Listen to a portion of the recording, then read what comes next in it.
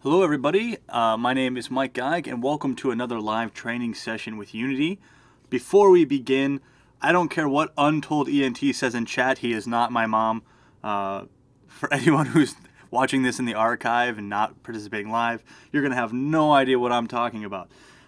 It's good to see so many people turned out today. We have right now 1,100 people watching live, so that's quite fantastic. So we have a lot to cover today, so I want to get to it pretty quick.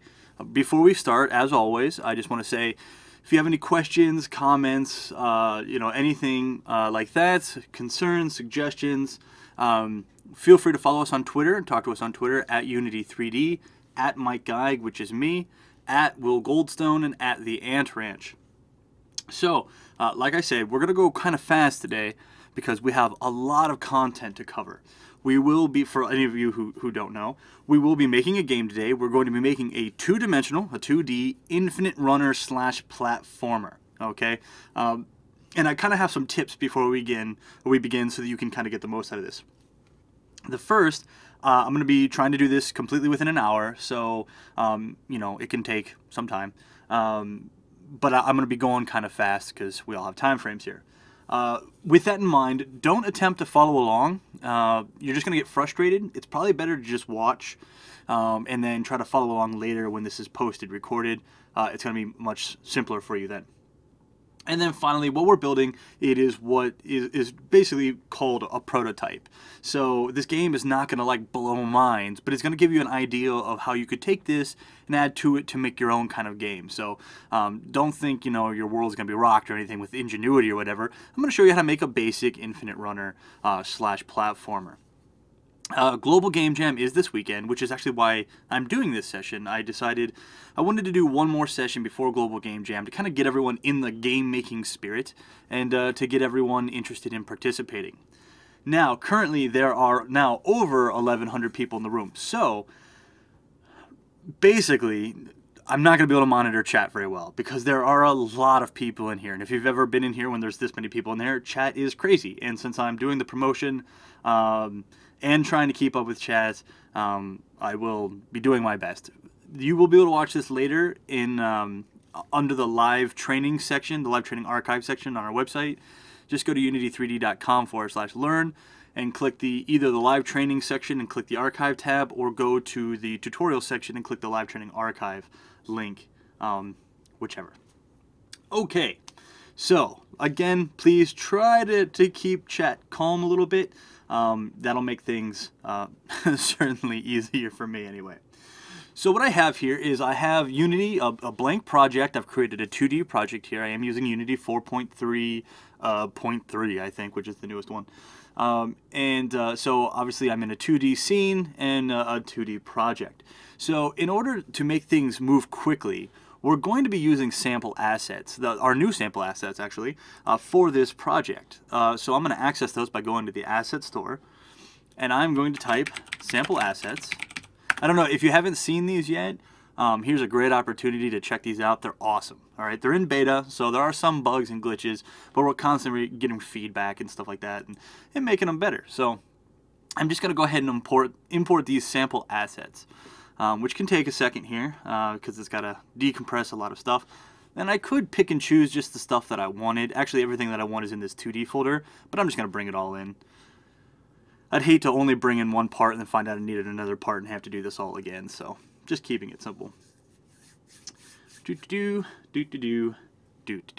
I am excited for Global Game Jam while we're doing this. I hope everyone else is too.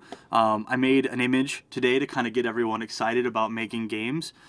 So I decided, hey, let's make some 2D games, and that's what we're going to do today. So I figured I'd throw this image up while we're waiting for everything to import, because it can take a little while. For anyone who's asking why my asset store loads so quickly, it's because I opened it previously, and once you've opened it once for a session, it opens again very quickly. So yeah, again, we're still importing, so this is still up. So basically what we're going to be doing is I'm going to be using the 2D controller that I showed you how to make in our previous live session. For everyone who asked me to share the sprites for the 2D controller, and I said I couldn't or that I wouldn't, it's because they're actually in these sample assets, and since these sample assets hadn't been released yet, I could not provide them to you. So if you wanted those sprites that I showed you how to make the 2D controller with, they're now available. They're in the sample assets, and now you can have them. So that makes things real simple. And by the way, for everyone who doesn't know, this is Quentin and Charles. They've appeared in a few of our tutorial videos. So a lot of people were asking me who the heck these two people are. That's Quentin and Charles in Mario and Luigi get-ups. So yeah, I guess they're kind of our unofficial Learn team mascots. And it was funnier in my head because I thought people would know who they were, and then ended up no one knew who they were. So, man, all right, these imports are taking a while to load. I should have really just selected just the 2D stuff because there's a lot of stuff in here. So I guess I'll read the chat. Fantastic paint job, thank you very much. Comparable to the Mona Lisa, thank you very much. Let's see here. So Lazy Sloth says, what's the link to the samples? Just go to the asset store and type in sample assets, and they're right there. The link will open it in your browser, which you can't open with. Anyway, you have to open them with Unity. Let's see. Where's the asset store? You get to the asset store by going to the window folder at or the window link at the top and clicking asset store. Okay, we're back. All right, so once that's done, you get this folder, Sample Assets here, which actually has a whole bunch of stuff, right? 3D stuff, planes, cars, all sorts of stuff. What we're going to be really concerning ourselves with is this 2D folder right here. And by the way, for everyone who's curious, the game we're making today is a one-button control scheme. It's just the space bar, which means it'll port great to tablet or phone if that's the type of game you want to make. So that's why I built it this way, so that, you know, if during Global Game Jam you want to make a game for a mobile device, right, the input for this game is actually really, really simple. So that makes it pretty simple. All right, so we've got our scene here. The first thing we're going to do is we are going to, well, first off, save our scene. So I'm going to create a new folder, which I'm going to call Scenes. It'll help if I spell it correctly. You guys are going to be hearing a lot of my mechanical keyboard today, so get used to that. And I'll save my scene in my new Scenes folder, and we'll just call it Main Scene. There we go. It's always good to start by saving your work. All right, and then what I'm going to do is I'm going to start building my sample assets, all right, or my prefabs. So I'll create another folder called Prefabs. And we need a prefab for a small piece of ground, a medium piece of ground, and a large piece of ground. We're basically going to programmatically generate our game, so it'll be different every playthrough. And so we're going to build some prefabs of the ground that we can just generate over and over and over and over again. All right, so what I'm going to do is I am going to come into my sample assets, the 2D folder, and I'm going to look for sprites. And my ground is all going to be made of this sprite right here. I'm just going to click and drag it into my scene, and it'll build a sprite object with a render and all that stuff for me. And so this is going to be my basic block, and my small ground is going to be one of these, my medium ground is going to be two of these, and my large ground is going to be three of these. So we're going to give it some components that we need. So the first thing I'm going to do is I'm going to go to Component, Physics 2D, Box Collider, because we want this to have a box collider. And then I also want to change the physics material on this. I want to make it a slippery ground. And the reason we're going to make it slippery ground is so that if our player jumps and hits the side of the blocks, we want them to slide down off of it instead of getting stuck, because getting stuck wouldn't be great. And so now what I'm going to do is I'm going to click in the physics material right here inside the 2D folder. So I clicked on sprites previously, just physics material right here. And I'm going to click and drag slippery. It's something that's part of the sample assets.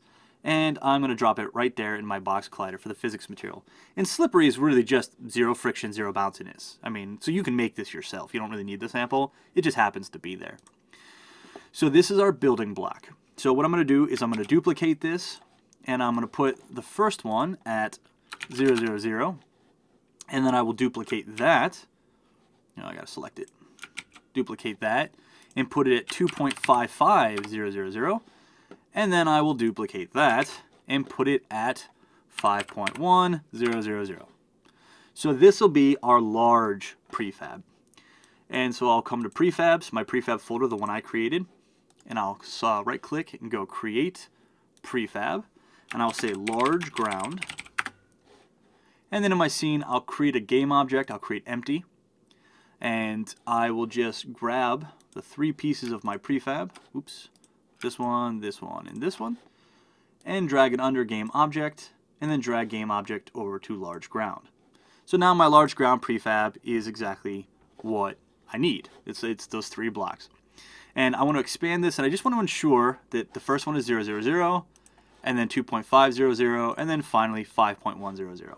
So our large ground prefab is basically that simple. Someone said, why not whole numbers? Because of the size of the sprites. I want them to all be in a line, and so there'd be gaps if I did whole numbers. So now what I'm going to do is I'm going to go ahead and grab these 4 and bring them out here. That's going to lose the prefab connection, which is fine with me. And then I will delete this one on the end. Goodbye. And I'll grab these 2, and I'll drag them back to that game object. I'll create a new prefab for medium ground, and I'll drag that game object over there. Boom. Again, I want to ensure that it's 0, 0, 0 and 2.5500. Fantastic. And again, I will drag these out, which will break my prefab, which is fine with me. I'll delete this one, and I will create a prefab, which will be small ground. And I will just click and drag this one on here, and there we go. So we have our small, our medium, and our large grounds, and now I can delete all of these objects and get them out of my scene. All right, so now what I'm going to be able to do is I'm going to be able to instantiate random ground pieces and different spots, and that's what's going to build my level. And again, this is basically how we're going to programmatically generate all of our stuff. Okay, so now what I'm going to do is I'm going to start off with just a piece of ground, because we need the player to be able to start somewhere on a piece of ground. So I'm just going to click and drag a large ground prefab, and I'm going to place it at -4, -3.5, oops, not 0.35, -3.5, and 0. And if you're wondering how I came about those numbers, I've just built this game before, so I just moved it around until I found something I liked. If I go into the game view, I can see it sitting right there. That works well. So got some ground right there. Actually, I might move it over a little bit, but whatever. It's good for now. What aspect ratio am I in? 16:10 aspect ratio is pretty decent for tablets.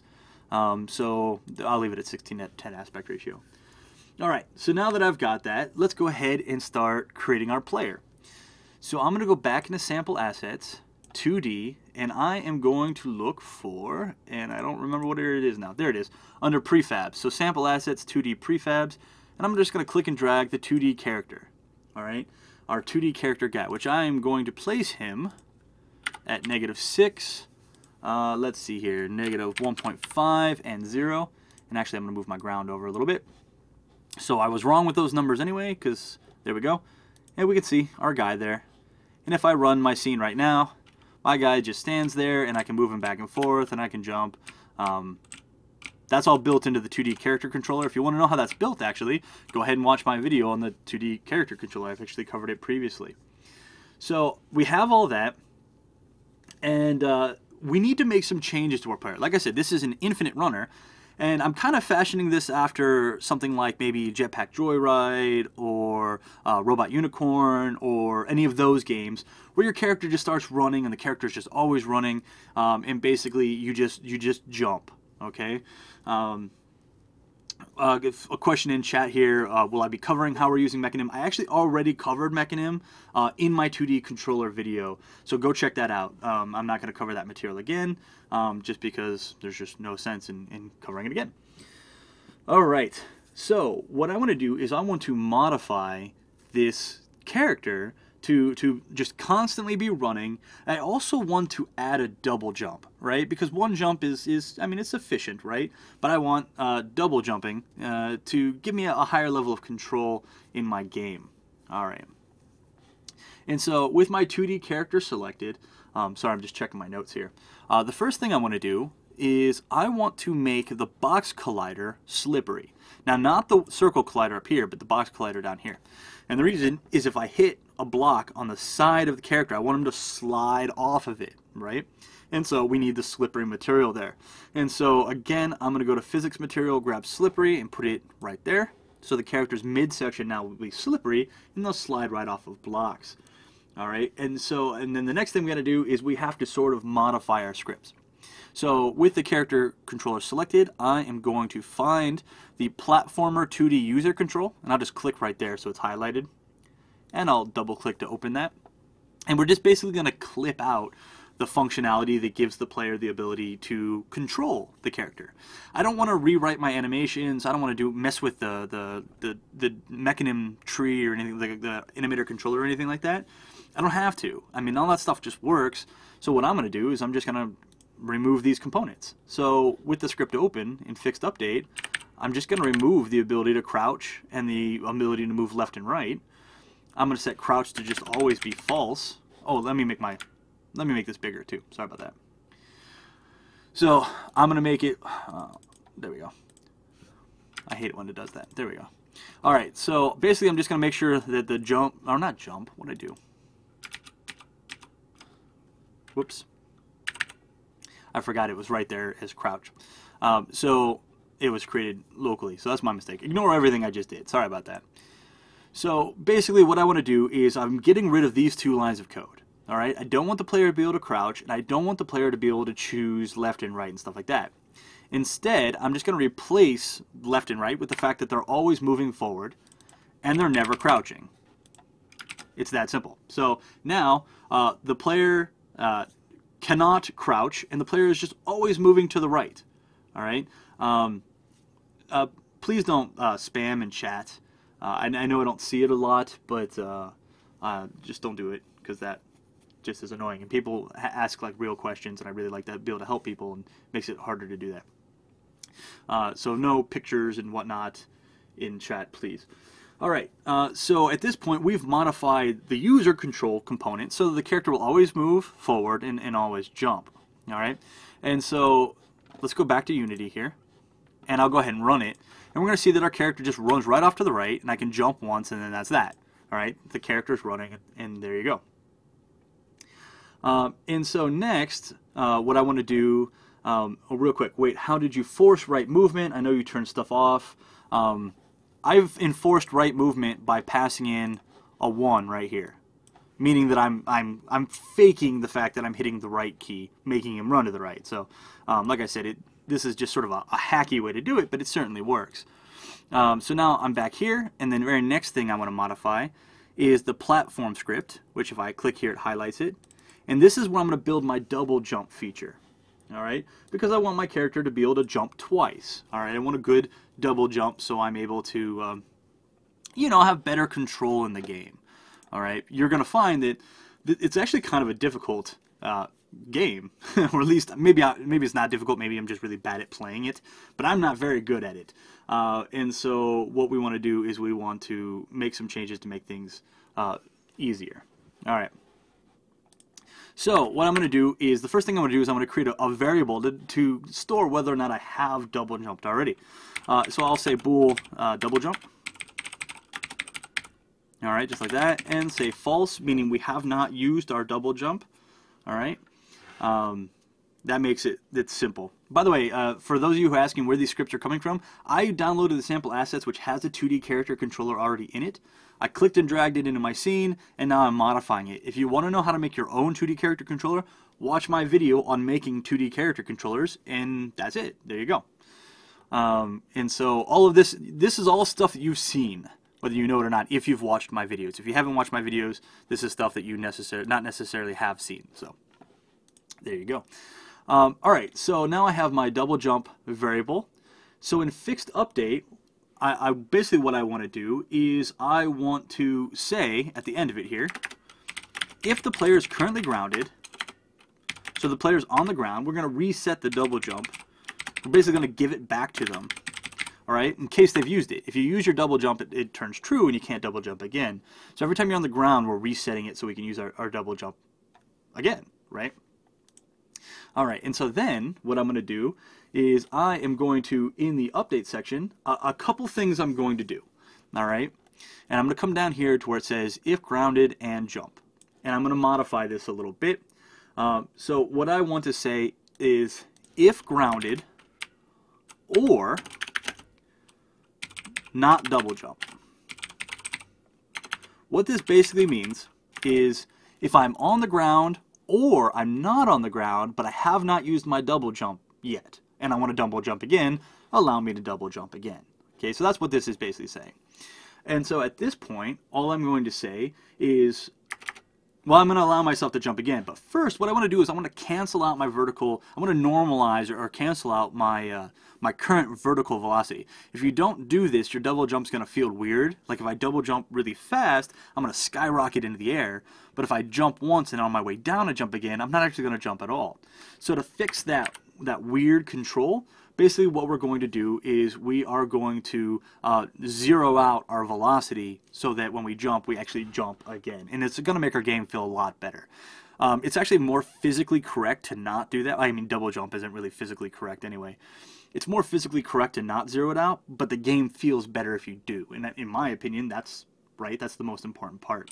So to zero it out, we're going to say rigid body 2D dot velocity equals new vector 2.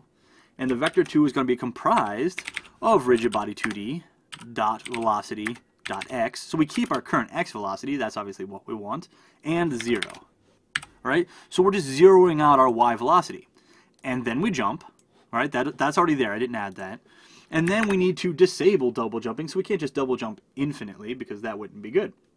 So I'm going to say if we're not grounded and we manage to jump, that means we used up our double jump. So double jump equals true. There we go. And now we have a double jump. All right. So there we go. All right. All right. So this is saved. Let's go back to Unity. I'm going to run this, and we're going to see jump, double jump. Right. I know the camera is not following the player or anything, so it's really hard to kind of see. We'll get there. That'll come in a second here. One moment. I need a drink.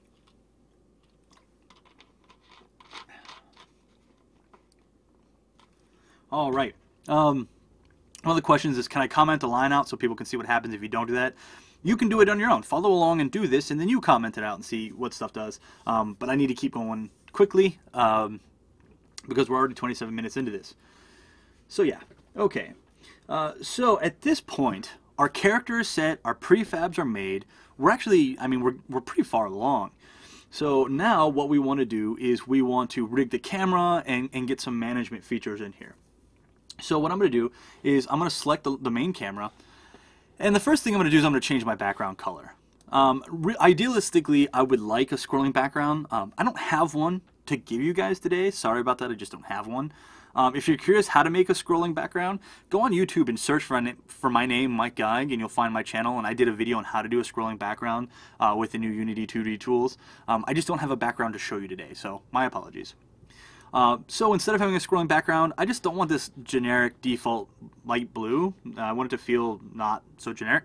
So I'm going to do colors 29, 39, 54, and I'm just going to get a slightly darker blue, which I know is kind of boring still, but it's better than the light blue in whatever, it's fast and easy. So yeah, whatever, what are you going to do? And next, what we're going to do is we are going to create a script that we're going to put on the camera that's going to follow the player. Okay. Now we don't want to just nest the camera on the player because we don't want the camera to go up when the player jumps, and we don't want the camera to go down when the player falls, unless that's functionality you want. If you want that to happen, by all means, make your game that way. But I didn't, so I'm not going to. So I'm going to right click on Assets, Create Folder, and I'm going to create a Scripts folder. And I'll open that up. And let's see here. I'm going to right click, I'm going to create a C# script, and I'm going to call it Camera Runner Script. I was going to call it Camera Follow Script, but there's one of those in the sample assets and it gives me an error. So we'll call it Camera Runner Script. And it's a real simple script. You're going to see that most of the scripts, all of the scripts really that we're going to make today, are ridiculously, stupidly easy to do. I like to keep them nice and short. So what we're going to do now is we're going to say public transform player. All right, so we know where the player is. And then during update, we are going to say transform.position equals new vector 3. Even though these are 2D tools, position is a vector 3 still. We just don't use the z-axis. New vector 3, and we're going to use player.position.x plus 6. All right, just 6 just happened to work out because the player's at -6 and the camera's at 0, so the camera will stay 6 paces ahead. All right, 0 and -10, because that's where the camera currently is. And that's it. That's our whole camera runner script. We're just setting the position there. I'll come back to Unity. I'll click and drag that onto the camera. 1 second. Now I will click and drag it onto the camera. There we go. And then I will click and drag the 2D character controller onto the player, so now the camera follows the player. So if I run it, we can see the camera goes with me, and there's my double jump. And I can't double jump again. Cool. So at this point, I mean, really, if you want to be super technical about it, we have an infinite runner, okay? It's just not very fun to play because there's only one platform. But if I had a bunch of these, I mean, it would technically run forever, and the camera would follow it. So technically speaking, we can be done. We're not going to be done. I have a lot more to do. But just so you know, I mean, that's kind of the trick in the basics, is we just make the camera follow stuff. All right. So, yeah. So, what we're going to do now is we are going to... Oh, by the way, so I see there's some chat or talk in the chat about efficiencies and the best ways to go about things. Let me say this real quick. First off, this is a prototype, so we're not super concerned about efficiencies. Basically, I'm writing this stuff as quickly as possible so you can all see it. I'm not promoting that I'm necessarily doing this the best way, and I'm sure there are plenty of ways we can improve performance and whatnot, but this game is simple enough that performance should not be an issue. So just keep in mind, yeah, maybe there's better ways to do things, but it's really not that big of a deal. It's a simple game, and if you want to make it more efficient, go for it. Take all the time in the world to make it more efficient, but we're trying to make this quickly. So yeah, there you go. So now what I want to do is I want to go ahead and I want to build something called my destroyers. And what destroyers are is they're going to be a block over here behind the player and under the player. The destroyer block behind the player is going to collect any platforms that go by and destroy them, right? So we don't have an infinite number of game objects in our scene, which would be very inefficient. We also want to put a destroyer block below the player so that if the player falls, we know the player died and we can trigger a game over. All right, so that's our 2 destroyer blocks that we're going to be doing. And so what we need to do first is we're going to go ahead and create a quad. So I'm going to create empty, or create other quad. There we go. Little quad guy. Let me move him out of the way. So we've got a little quad, and we are going to attach this quad to our main camera. All right. And so what we're basically going to say is we're going to rename this destroyer as well. Destroyer, because I think that name sounds cool. You can call it a bumper or whatever, but I think destroyer just feels right.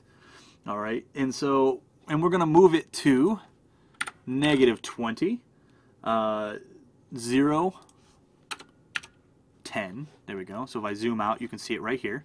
-20, 0, 10, with a scale of 1, 20, 1. All right, so it's just basically going to be a sweeper arm sweeping behind and destroying everything. Next, I'm going to get rid of my mesh collider because I want it to be 2D collision, not 3D. So I'll remove my mesh collider. And I'm going to go to Add Component, Physics 2D, Box Collider, which will be a trigger. We want this to be a trigger. We don't want to have physical collisions. And I'll select Add Collision, Physics 2D, Rigid Body 2D. I don't need gravity, but I want the rigid body so my trigger collisions work correctly because my platforms aren't rigid bodies. And so I will set my gravity scale to 0, because obviously we don't want it affected by gravity. That would not be good. So gravity 0, this thing will just float there and follow along, and then everything will be real simple. Okay, so that is our destroyer so far. And so what we need now is we need what's called the destroyer script, which again I just love because it sounds awesome. So we'll create C# script destroyer script. Probably should have chosen a name less threatening, but I don't know, it just feels good. I like it. And so what I'm going to do is I'm going to get rid of all this stuff because I don't care about any of this stuff. And I am going to basically just have void on trigger enter 2D. The 2D is important because we're doing 2D triggers, not 3D triggers. And that'll have one parameter of type collider 2D, which we will just call other. And a couple of things we're going to do first. The first thing we're going to do is we're going to check to see if the player has entered this collider, right? So I'm going to say if other.tag equals player. Now, the reason I can do this is because, I'm using the 2D sample assets, and the tag is already set to player. If you're following along and you've built your own thing, you need to set the main character's tag to player, or else this will not work. And what I'm going to do is I'm just going to, for now, say debug.break. We'll change this later to actually go to a different scene, a game over scene. But for now, just debug.break. Because I don't have another scene yet. Otherwise, I'm going to say two things. One, I need to destroy the object that I encounter. If the object has a parent, I want to destroy the parent. If the object does not have a parent, I don't want to destroy the parent. So I'm going to say if other.gameObject.transform.parent, so that's a bit long. So that's just basically saying if that exists, if that does not equal null, then I'm going to say destroy other.gameObject.transform.parent.gameObject. I know that's a bit long, but basically I'm saying, hey, find the game object, look at its transform, see what its parent is, and grab that game object. All right? So it's a lot of dots. All right? And next, so I want to say else, so if it doesn't have a parent, all right, I'm just going to destroy other.gameObject. Just like that. There we go. If it has a parent, destroy the parent. If it doesn't, don't. Done. Okay, so that is our destroyer script. All right, so that's all saved. We'll come back to Unity. I will grab my destroy script, and I will put it on this block, my destroyer. So there we go. And then what I'm going to do is I'm going to duplicate my destroyer. So now we're going to put the one underneath. All right, and so my duplicate destroyer is going to be at 0, -8, and it's going to have a scale of 20 and 1. So there we go. Again, attached to the camera, should already be. Just double check, it has a gravity of 0, it is a trigger, and it has the destroyer script. So far, so good. All right? So if I run this, and I just let myself fall, my game will pause. Okay? My game pauses because we hit our destroyer, and the debug.break was called. I did forget one important piece of information. We get this error down here, right? Because it still attempts to destroy even after we pause our game. So, my mistake. One more thing. After that, I want to say return. So after debug.break, I'm going to say return. That way we don't get that error. That error is not really a problem. I mean, it's just an error. We close our game. It's not a big deal. It clears out. But I like to not have errors, so return in there will fix that. We'll prevent that error from happening. Cool. So now we have the player runs, and we have our cleanup/management, and the camera follows the player. So now let's let this game go a bit further. We need some ground spawning, all right? And so I'm going to come to my prefabs, and I'm going to right click, I'm going to create a new prefab, which I will call ground spawn, just like that. And then in my scene, I'm going to create a component, oh, not component, sorry, create other quad. The quad is just going to be the visual representation of where my ground spawns are. All right, so it's just a quad. That's all fine. And what we're going to do is we're going to attach to it a spawn script. A script that's going to be responsible for spawning whatever. And we're going to see that we're going to use this for both the ground and power-ups. So we're going to write our script kind of generically so that we don't have to rewrite a new script. We can just reuse the one we have. I don't care about the colliders or any of the stuff on here. All this is going to do is spawn objects, so I'm not concerned with any of this stuff right here. So I'm going to come back to scripts. I'm going to right click, create C# script, and call it spawn script. Again, this is responsible for spawning something, really anything. So I can have, I mean, if I want to spawn enemies with it, I can. If I want to spawn ground with it, if I want to spawn power-ups, whatever I want to spawn, it doesn't really matter. That's a nice thing about it. We're going to write it generically. And so, yeah, that error, I can just clear the error out. It's not still there. I just never cleared it because I haven't run the game since I had it. So in the spawn script, basically what we're going to do is the first thing is we're going to have a collection of the objects to spawn. So I'll say public game object array, which we'll call obj. And then I want to know how fast do I spawn them. So I'm going to do public float spawn min. All right, and we'll just set that to some default value, say 1, and public float spawn max. And again, we'll set that to some default value. So we're going to randomly spawn between 1 second and 2 seconds. All right. We don't need update, so we can get rid of update. And we're going to create a function called spawn. So void spawn. And spawn is basically just going to say instantiate. And what are we going to instantiate? Well, we're going to instantiate a random object in this array. So I'm going to say obj, and then in square brackets, I'm going to say random.range. And my random.range will be between 0 and obj.getLength, passing in 0. So basically, what this does is it picks a random object that we give it. So for the first time, I'm going to give it small ground, medium ground, large ground, and this will randomly pick a small ground, medium ground, and large ground to spawn. All right. And then the position that I want to spawn it at is just going to be transform.position. That's transform with a lowercase t dot position, and the rotation is going to be quaternion dot identity, just so it's your basic rotation. All right. So again, instantiate a random object, and what am I missing here? I'm getting a squiggly. Oh, I'm missing a parenthesis. There we go. So a random object at our spawn object's position with a normal rotation, basically no rotation. It's exactly what we want. And then we want to invoke this method again at some random period of time, because remember, we're randomly spawning here.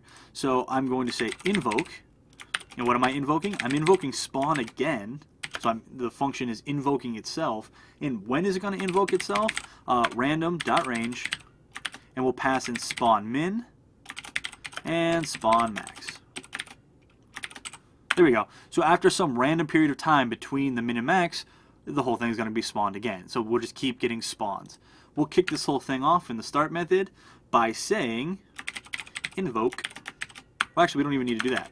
We're just going to say spawn. We don't need to invoke anything there. We'll just call our spawn function. There we go.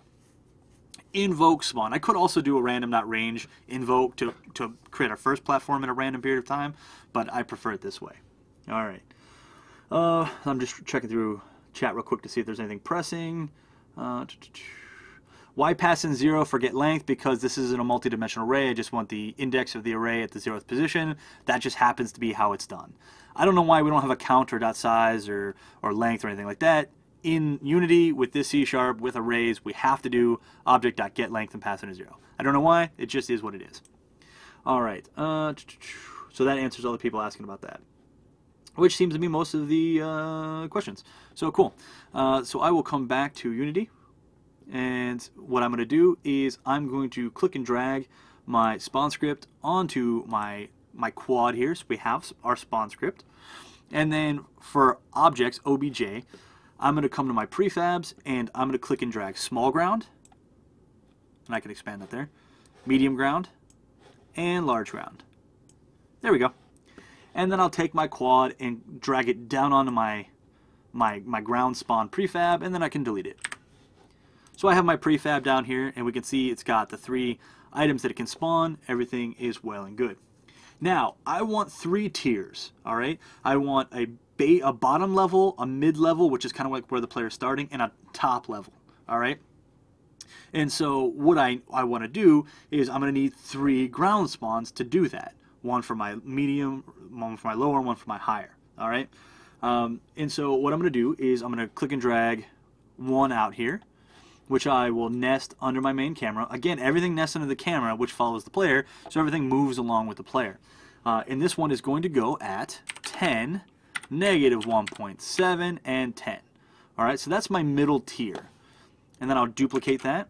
And this one is going to go at 18, -4.1, and 10. This is my lower tier. Since it's my lower tier, to make the game a little easier, I don't want any small ground spawning down there. All right, so with this one specifically, I'm just going to change my size to 2, and I'm just going to click and drag large ground there, because I just don't want a small block on my lower level. It just makes the game harder, and so I don't want to do that. And then I'll duplicate my ground spawn again, and this one will also go at 18. It'll go at +1.7, 10. So there we go. So now we have our ground spawn. All right. So let's run our scene and see what we get. So now we can see. I don't know how this is running for you guys because I'm recording the screen, but we get the basics of an infinite runner. Okay. Now, granted, it's not the most challenging thing in the world, and I just died, but we get the idea. So what we have here is now we have actually a running infinite runner, right? I guess to say that another way, our game is running. It's an infinite runner. It's actually, I mean, kind of for a prototype, it's successful and complete, but I mean, it's still kind of boring. So the things I want to add now is I want to add a HUD script so we can see what our score is. I want to add power-ups to increase our score, and then I want to do something when the player dies. I want to go to another scene where I can say, hey, game over, this was your score, do you want to try again? All right. I'm not doing music, sorry. I don't have any music. If I had some, I'd certainly be happy doing that, but I don't have any music. And so if you're curious about audio, I mean, I have a video on how to do audio in Unity, so if you have any questions about that. But yeah, so, by the way, some people mentioned the slowness of instantiate. You're absolutely correct. Realistically, I could just instantiate all of these ahead of time, and when they hit this block here, they got moved back to the beginning, or I can build my level ahead of time. There's a ton of things I can do to make this different or faster or whatever. This just happens to be the way I did it. For those of you asking why did quads, you're correct. It is for visual reference, just so I know where they are. Right? If they were empty objects, I wouldn't be able to see them. Since the camera doesn't see these, because my camera view ends here, right? This is acceptable, right? Otherwise, you know, I'd see those things. So that's why I just use quads instead of anything else. So let's get our score now. All right. So now what we want is we're going to create something called a HUD script, which is going to keep track of our score for us. So in my scripts folder, I'm going to create C# script, which I will call HUD script. There we go. HUD stands for heads up display, by the way. And I will just click and drag that onto my main camera, and then I'll open it. And the HUD script is going to be responsible for taking care of the player's score. I could put the score on the character object itself, but I'm just gonna have a HUD script do it. I mean, it's apples and oranges, 6 one way, half dozen the other. I mean, it doesn't really matter. And in my HUD script, basically, I'm going to need a few pieces of functionality. So the first piece of functionality I want is I'm going to get rid of start here, is I'm going to need float player score, which will start at 0, all right, because the player doesn't have any score yet.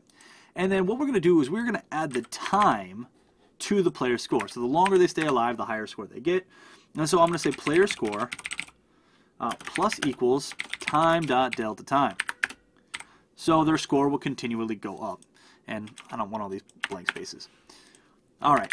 Then what we want is we want a way to increase the score. Because remember, later we're going to have power-ups, and power-ups need to increase our score. So I'm going to say public void increase score, which is just going to read in an integer amount. All right. Now, I'm letting the power-ups tell the HUD how much the power-up is worth. That way we can have different power-ups, and they can just pass in what they're worth to the HUD, right? So that's going to be how we do that. So next, what I'm going to do is I'm just going to say player score plus equals amount. Also, if I really wanted to get hackish about it, if I had non-power-ups, I guess power downs, whatever, bad blocks that you hit, I can pass in a negative value here and reduce the player's score. So I don't necessarily need, I could call it change score or whatever, but I don't need a bunch of different functions to do the same thing. All right. And then finally, we're just going to draw the score. So I'm going to say void on GUI, and this is how we manage GUI code with Unity for now until new GUI comes out and all that stuff. So what I'm going to do is I'm just going to say GUI.label, and I'm going to say new rect, which is new rectangle. I'm basically just determining where this is going to appear. If you've never seen the GUI videos or know anything about GUI, this is going to be new, but there's plenty of resources about it online. I can't even remember if I've done a video on it or not for Unity. Maybe I did. I don't remember. whatever. I don't want to get out of my zone here. And so the rect is just basically going to be where it's positioned. So it's going to be in the upper left-hand corner of the screen at 10 pixels and 10 pixels. If you've ever done any web programming, this will make sense to you as well. Or like Android or iOS native programming, because you have to specify with rectangles. It's going to be 100 wide and 30 tall. And then it's going to say score plus, and now this is going to be a little different here. We are measuring this in seconds, or milliseconds actually, and so we don't want the decimal place to appear for a float. So what I'm going to say is I'm going to say player score times 100.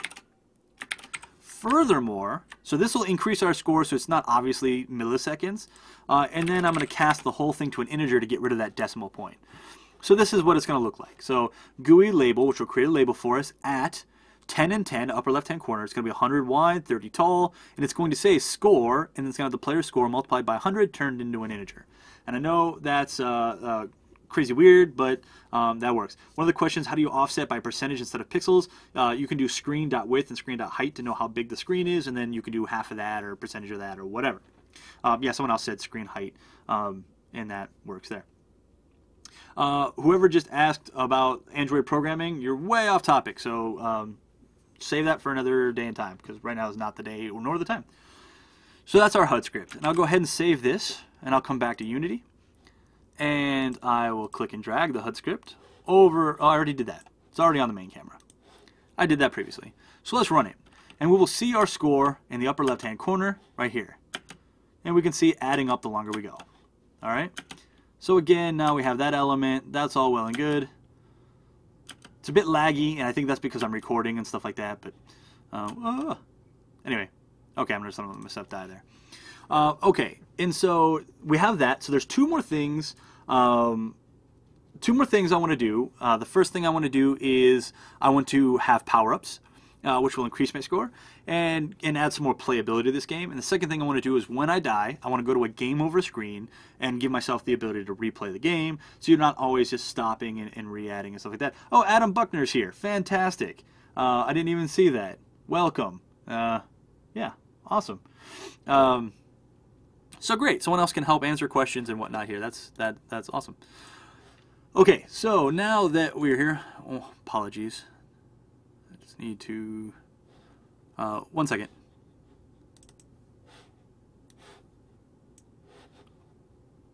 Sorry about that. There was a blip I needed to fix real quick, and I needed to hide my screen. My mistake. Okay, so let's go about adding our power-ups now. All right, so I'm going to go ahead and create a prefab right here, which we will call Powerup. There we go. Powerup right there. And so in the sample assets under 2D and then sprites, we have this green block. So in this case, this is going to be our, what do I want to say? This is going to be our Powerup block, our green, brightly neon, whatever block. The first thing I want to do is I'm going to reduce its size to be 0.5, 0.5, 0.5, and I'm going to position it at 0, 0, 0, just so it's all zeroed out there. And we need to do some stuff to make this work. The first thing we're going to do is we are going to add a box collider to it. So I'm going to go to Component, Physics 2D, Box Collider, and we're going to make it a trigger. All right.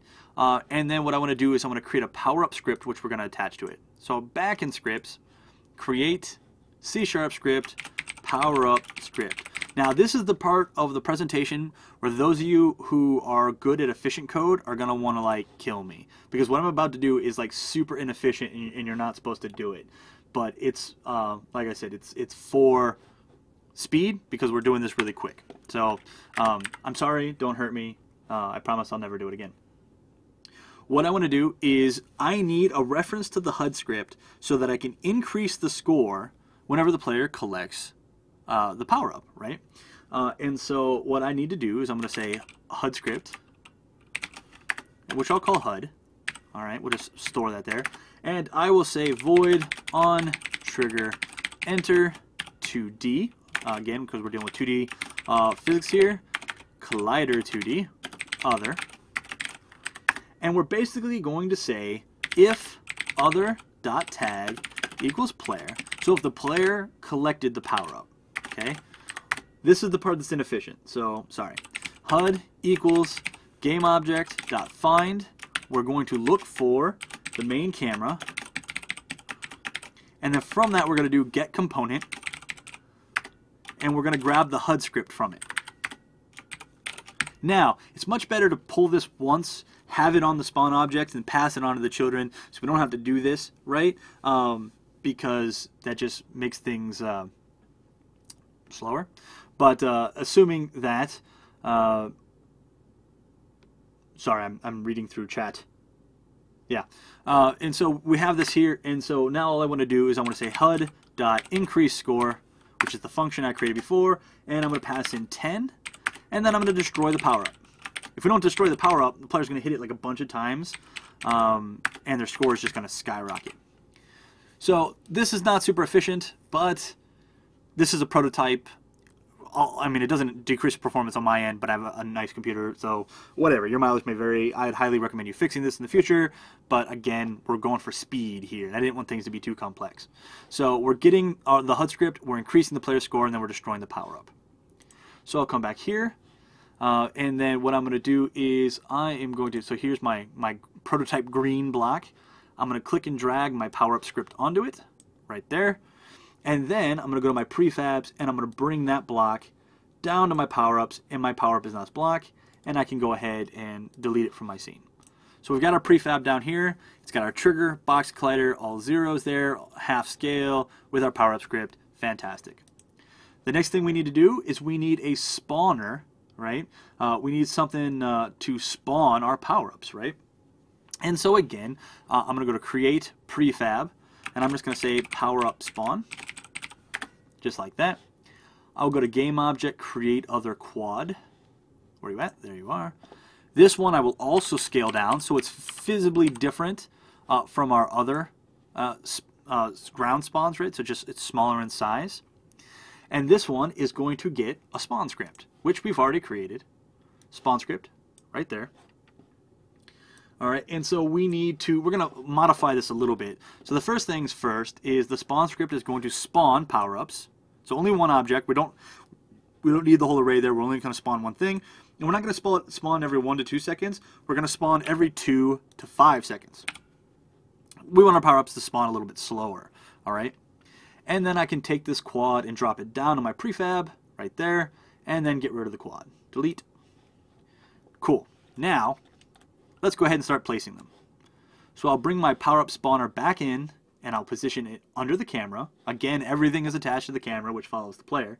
And I'm going to position 3 of these, okay? So the first one I'm going to position is I'm going to position this one, oops, at 20. No, that's not what I wanted to do. I want to position it at 20. And I want to position it at -2.6 and at 10, just like that. And this one is going to be the bottom row power-up. Now, the bottom row is the most difficult place to play at, right? Because if you stay on the bottom row, chances are you go to jump, you'll hit your head on a block above you, and you'll fall into a pit, okay? So, to reward players for playing on the bottom row, this is a little bit of design here. We want to encourage people to play dangerously. We are going to reduce the spawn time of these power-ups to 1 and 2.5. They spawn faster on the bottom row. So it's going to encourage you to go down there, but it's also super dangerous in the bottom row. And then I'm going to grab another power-up script, or power-up spawner, put it under the main camera. This one is going to go at 23, 0, 10. There we go. And then I'll duplicate that and put this one at 22, 3.4, and 10. So they kind of look like this. Bottom, medium, tall. Okay. Again, if you're wondering where I'm getting these numbers, it's because I made this before, and that's where I got them from. I'm also going to take this moment to save my scene, which I have not done yet. And if Unity crashed right now, we would have lost everything, and that would suck. Okay. And so I'm going to go ahead and run, and we can see we now have power-ups, and I can collect said power-ups and then die because I'm not very good at this game. Let's try that again. And we'll see the power-ups increase our score. There we go. And they're going to increase. Ah, man. See, again, not very good at this game. Okay, but you get the ideas. One of the questions, doesn't 2.5 make it spawn slower? No, because it's going to spawn at the minimum 1 and the maximum 2.5, where the other ones are spawning at the minimum of 2 and the maximum of 5. So this one can be between 2 and 5 seconds to spawn. The other one's going to be between 1 and 2.5 seconds to spawn. So they're going to spawn much faster. Yeah. By the way, yeah, so array.length, someone just mentioned in chat. I thought it had that too, but I didn't see it when I was making the game, so I used getLength because I didn't see a length, and I'm not sure why. Maybe I was doing something weird, or maybe IntelliSense wasn't working for me, but I just didn't do it. Cool. So at this point, we have the player runs, the player has a score, the ground is programmatically generated randomly, there's power-ups, again randomly, that the player can collect to increase the score. The last thing I want to add, and we're at an hour now, so I'm going to be going a little bit over, so our attendance is going to sort of drop there, so my apologies for everyone who only had the hour to watch. So what I'm going to do now is I'm going to make, or I'm going to add a second scene, and I'm going to make basically a game over scene. And so what I'm going to do, save my scene again, save scene. I'm going to go to my build settings, and we're going to see a bunch of scenes that came with the sample assets. So I just need to uncheck these. I wish they had like a check all, uncheck all, but they don't. So bloop, bloop, bloop, bloop, bloop, bloop, bloop. Make some strange noises. Okay, cool. So none of these are checked. So what I'm going to do is I'm going to click Add Current. And I will see the current scene, Scenes, Main Scene. The important thing to know is that it has a number of 0. If it's a number other than 0, if it's like 1, 2, whatever, something here was checked. So make sure everything's unchecked, make sure this has a value of 0. Then we're going to go ahead and close this. We're not using it just yet. Then I'm going to say, actually, you know what? That's not true. I'm going to stay here real quick. I thought I was going to switch over my scenes, but I'm not going to just yet.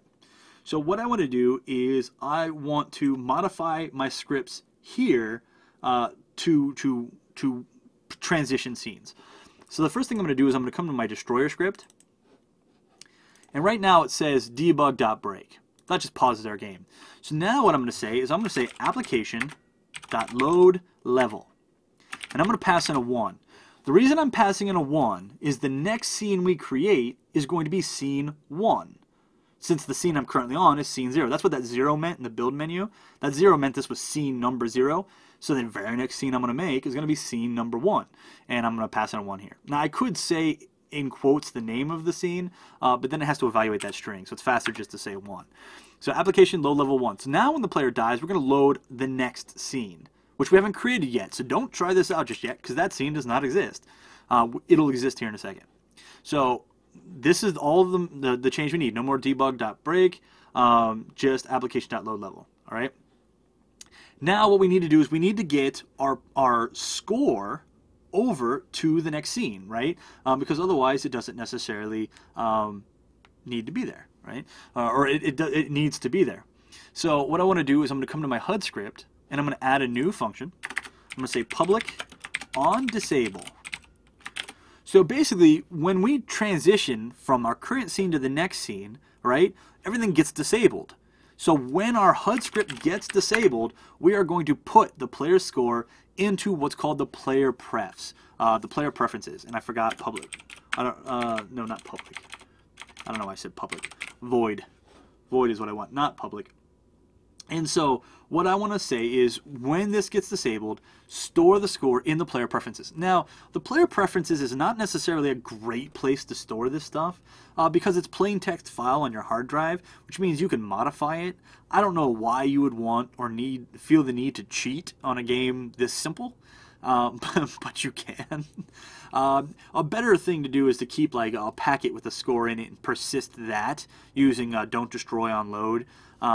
But that's, again, it's all about making it simple, right?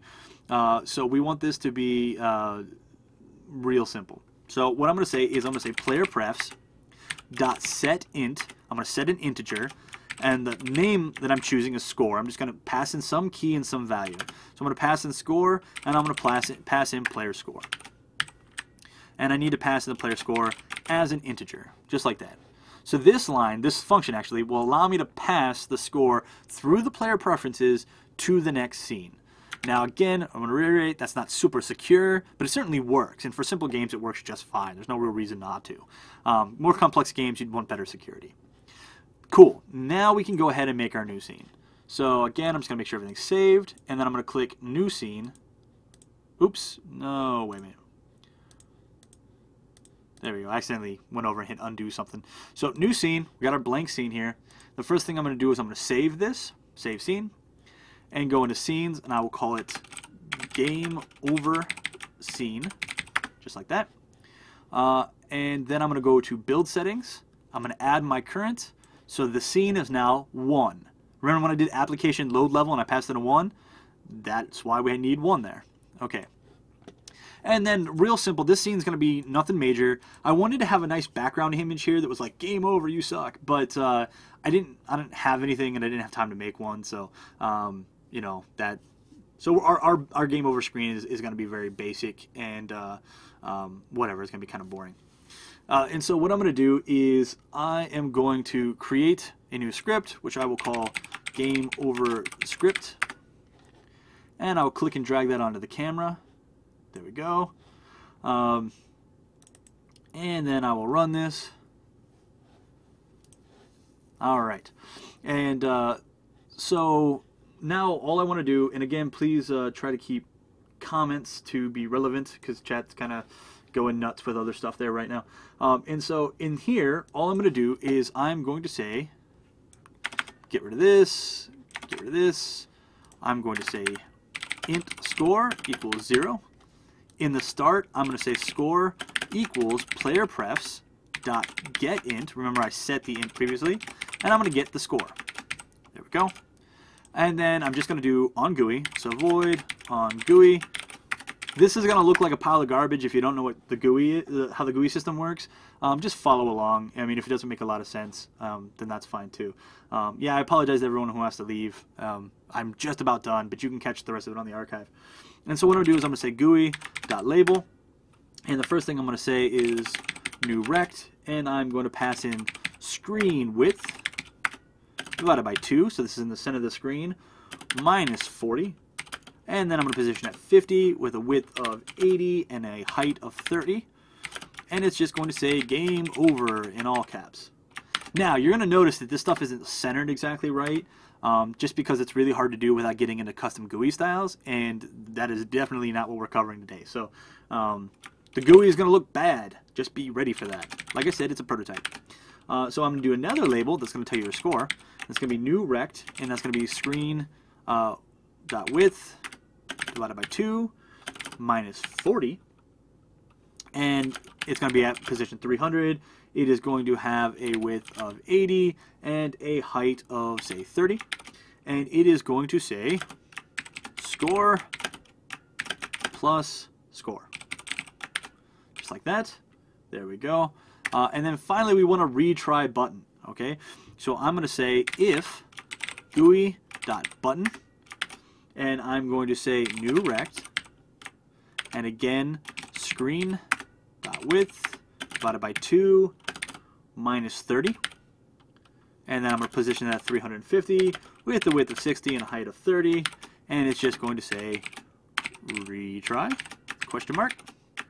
And buttons are if statements, so that's in an if. And if they click that button, it's going to say application.loadLevel, and we're going to go back to 0. Okay, so that is my game over script. Basically saying game over, here's your score, do you want to try again? It's going to be very basic, it's not going to look good, just be ready for that. So let's go back to my main scene. Oh, I do want to save that scene. And let's play. So we'll play the game, I'll see how long I can go.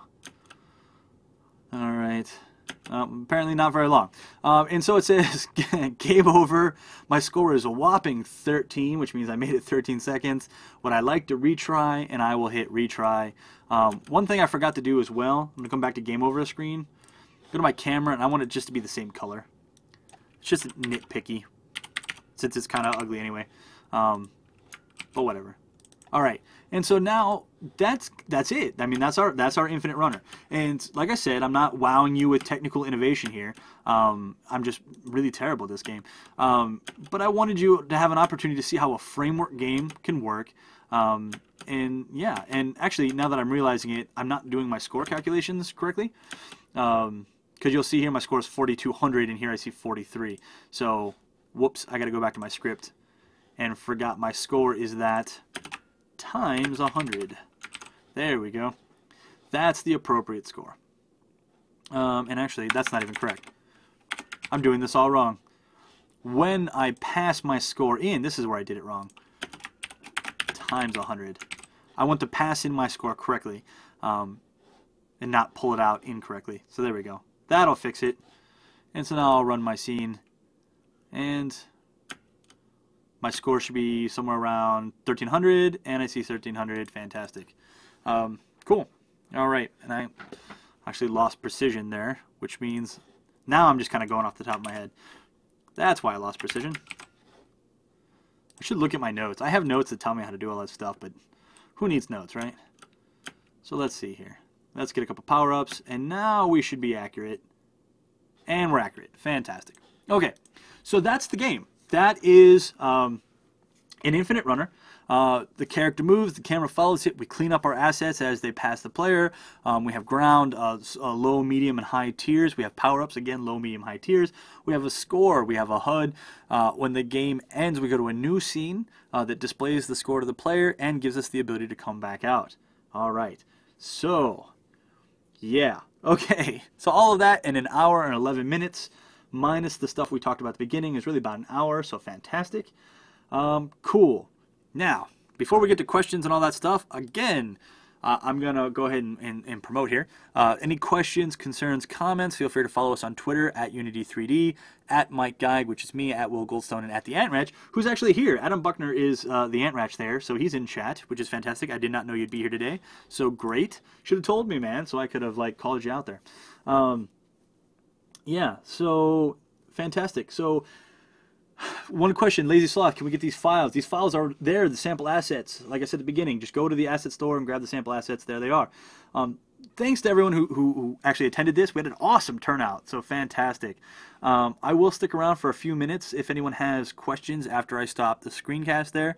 But for the most part, that's going to wrap things up. And I really appreciate everyone watching, and have a great time this weekend if you participate in the Global Game Jam. I really encourage you to participate in the Global Game Jam. It's fantastic. Use Unity. If you don't want to use Unity, don't, whatever. Just go ahead and participate, because it's just such a good time. But if you decide to use Unity, oh, how crazy would it be if the theme for this year's Global Game Jam was like Infinite Runner, right? Or like Infinite or Runner or something like that. Man, that would just be wacky. We don't really know what the theme is yet, but that would, or like run and collect power-ups that are lime green. That would be pretty cool. So yeah, so cool. Any questions, feel free to hang out. Like I said, I'll hang out a little bit longer. There's a lot of people here, so the chat might be pretty insane, but I'll do my best. Everyone have a fantastic time playing around with this stuff. Have a great weekend if you participate in Global Game Jam, or if you don't. And otherwise, just really thanks everyone for watching. And next tutorial. So some people are saying, when's the next tutorial? Soon. I haven't added any to the schedule yet. I've got some. I just have been lazy, so I need to do that. So here within the next couple days, we'll see some more stuff added to the schedule. So I'm not forgetting about everybody. The next live training is not scheduled. I'm thinking it won't be this upcoming Monday, because that's right after the Global Game Jam, and I will probably be pretty sleepy. So maybe the week after that. But anyway, yeah, so I will get it posted, and I'll mention on Twitter when it is posted so you all can see it. So again, now I'm for real wrapping up. Thank you everyone for participating today and making it fun and having lots of crazy chat. And you all have a pleasant week.